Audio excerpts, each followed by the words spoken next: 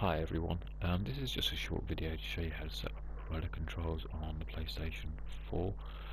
Basically, we've never had rudder controls in previous versions of this. 1.57, I've managed to kind of like set it up. It's actually pretty workable now. One of the advantages PC players have always had over just a pure mouse aim kind of mechanic that PlayStation 4 was working on previously is that they could use rudder controls and do crazy turns and climbing spirals and hammerheads and maneuvers that basically we couldn't do on the PlayStation 4. Basically, I've been trying to set this up for a long time, and it seems that with patch 1.57 it is actually working. So let's go into the options menu and let's go into the controls section, and I'm basically going to be looking at the mouse aim controls here. If you've gone into the controls and you see this menu, then just press L1 to go into the advanced controls. I'm now going to go down on the mouse aim tab under my basic controls and go to my yaw axis, and I'm going to go and show you how I've gone and set this up. And I basically have got nothing on auto axis, no joystick axis assigned. I've got maximum value R1, which means I'm going to go right. R1 is going to give me right rudder, L1 is going to give me left rudder, and you can see that basically all the other settings I've got down here below. I have played around with a lot of these. A lot of them don't really seem to make a lot of difference, to be honest with you, but these are the ones that I've got set up. I would not keep the value of the disabled axis. That would keep you basically ruddering hard, so you basically want to release the rudder and it will go back into the straight. But okay, these are the ones that I've got set up, so if you want to go and copy those and play around later on, then fair enough. Now obviously R1 and L1 are probably what you've got assigned for rockets and bombs. I don't do a lot of bombing and I don't use a lot of rockets in War Thunder. I like using fighter, I like being a fighter pilot. So to be honest with you, you can reassign those buttons. For this video I haven't, but I'll show you a short section on really why you should reassign the bombs at least to another button. Right, so what I will do is I'll go and take a plane out in a test flight and I'll go and show you how these rudder. Okay, let's look at the basic rudder controls. Okay, so I'm basically in level flight here. What I'm going to go and do is I'm going to go and press R1 then release. So R1 and release. If you look at the tail of the plane, you can see the rudder is providing full rudder to the right hand side. Look at the tail of the plane, full right rudder. If I press L1, full left rudder. I'm now going to just hold down R1 and do a 360 turn just using the rudder only. So all I'm using is R1, holding R1, and as you can see the plane is going into a slight dive, and obviously this will be different depending on which plane you're in. It comes back 360, I release, and I'm going to snap to the cursor, just because the instructor will then take control.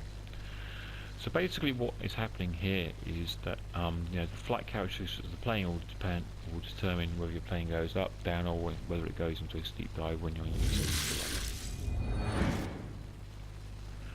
Okay, so now what we're going to do is we're going to go into a climbing spiral. So what you're actually going to be doing is using your roll to control the angle of your climbing spiral. What you want to be doing is I'm going to press R1, and on the right joystick I am now going to be rolling to the left hand side. So pressing R1 and I'm rolling slightly to the left hand side.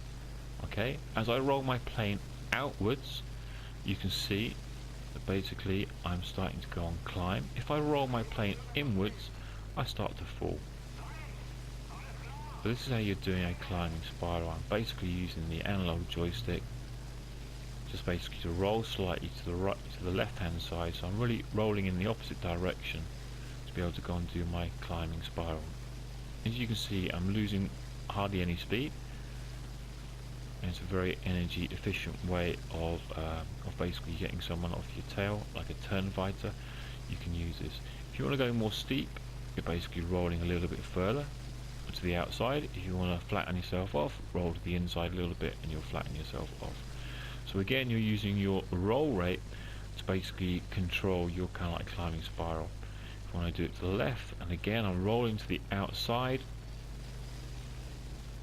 I'll go steeper. If I'm rolling right, if I want to turn in, slightly roll left. So again, you know, this is quite easy on the analog joystick to be able to go on and perform these maneuvers and keep it nice and smooth. So again, let's go to the right hand side, rolling to the outside, I'm going more steeply, start to level it off, and I'll flatten out and gain speed. But again, you can control this as much as you want to go and do. Obviously, if you've got a bogey on your 6, you want to go steeper first of all, and then you want to basically level it out a little bit as you start to get into kind of like the dynamics of trying to basically bleed off energy. As you can see, I'm just climbing, climbing my climbing spiral. I've got to the top of my kind of like my climb now.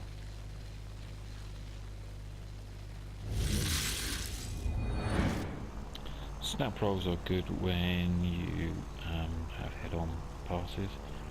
Basically, you want to shoot when you're at a kilometre away, and then kind of like just get out of the way from the other person's guns, right? So just roll and roll it the same way. So R1 and R1, and I'm going to roll right.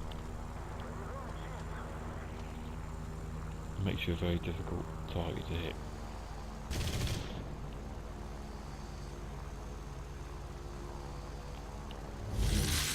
Welcome to Hammerhead take 587. Okay, what I'm going to do here is I'm going to try and hammerhead this vehicle. So I'm looking to go into the vertical. At the top of my climb, roughly about stall speed, I'm going to try and basically rudder the plane over and come down on my opponent. So again, let's take this up into vertical. There we go. Let's look back at the vehicle. As I get to the top, I'm basically just going to rudder over in a hammerhead and come right down on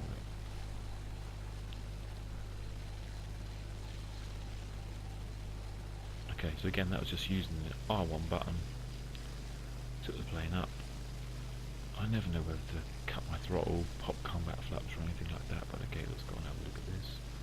There's the vehicle down below.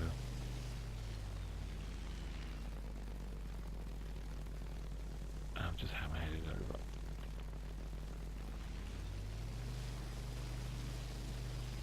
So again, what you're doing is you're basically just using your rudder at the top of the turn, at the top of your climb, to hammerhead over and come down.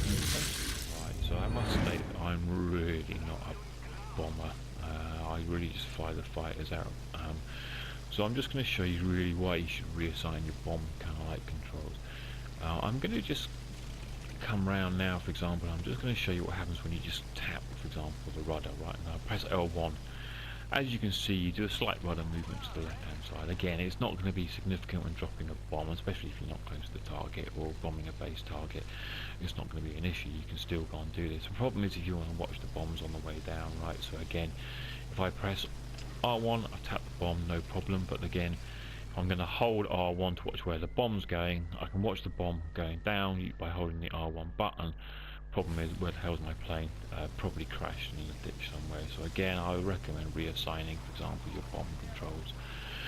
Something else, you know, use down an R1 or something like that, just to go and reassign it. I'm sure you can find a button that's better for you.